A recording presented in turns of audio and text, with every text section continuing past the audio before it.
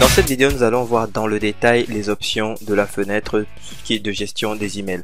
Donc sur cette fenêtre, voilà comment elle se présente. Vous avez le nom du message et vous avez un certain nombre d'options sur la gauche. La première vous permet de mettre le mail dans vos favoris, c'est-à-dire de le retrouver plus facilement lorsque vous souhaitez envoyer un mail à partir de la fiche contact par exemple.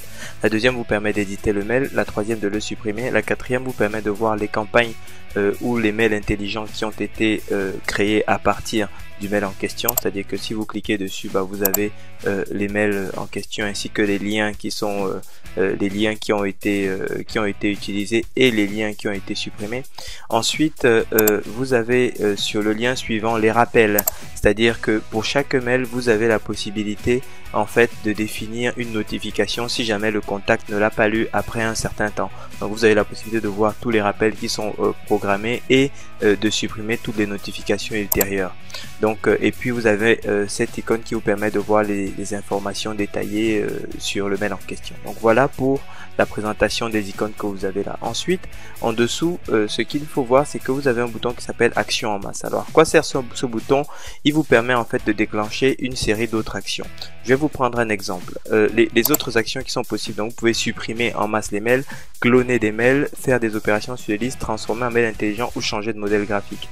Alors ici, concrètement, supprimer, cloner, alors vous comprenez, mais pour le clonage des mails, vous avez quelques options qui sont possibles pour vous. Sélectionnons par exemple ce mail là, le premier mail ici.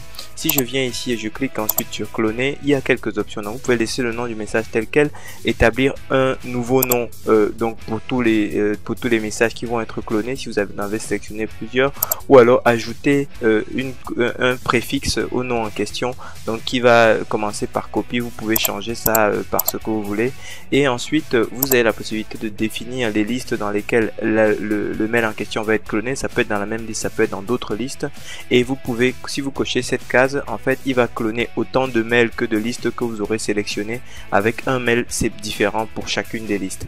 Donc et ensuite vous cliquez sur cloner et vous avez le résultat.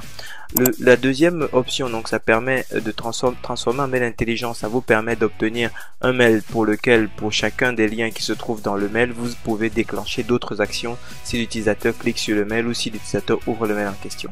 Ensuite, opération sur les listes. Ça vous permet d'ajouter aux listes, d'effacer des listes, de laisser uniquement dans la liste sélectionnée. Et enfin, changer de modèle graphique. Ça vous permet, lorsque vous êtes sur un mail en glisser-déposer, comme c'est le cas par exemple pour ce mail-ci, ça vous permet de changer le design, c'est-à-dire les couleurs, etc., en masse. En clair, vous avez la possibilité de sélectionner plusieurs mails et par exemple, si vous voulez changer le logo, changer la signature, bref, vous allez pouvoir venir cliquer, sélectionner en masse, changer de modèle graphique. Vous aurez la possibilité de cette façon de choisir un mail dont vous souhaitez appliquer justement la structure graphique et de voir donc ce mail, de voir la structure de ce mail appliquée au mail que vous aurez sélectionné précédemment. Voilà pour les différentes options sur l'écran de gestion des emails. Je vous invite vous-même à cliquer parce que c'est en faisant qu'on apprend à cliquer, à tester, à jouer un petit peu avec le logiciel pour pouvoir vous l'approprier.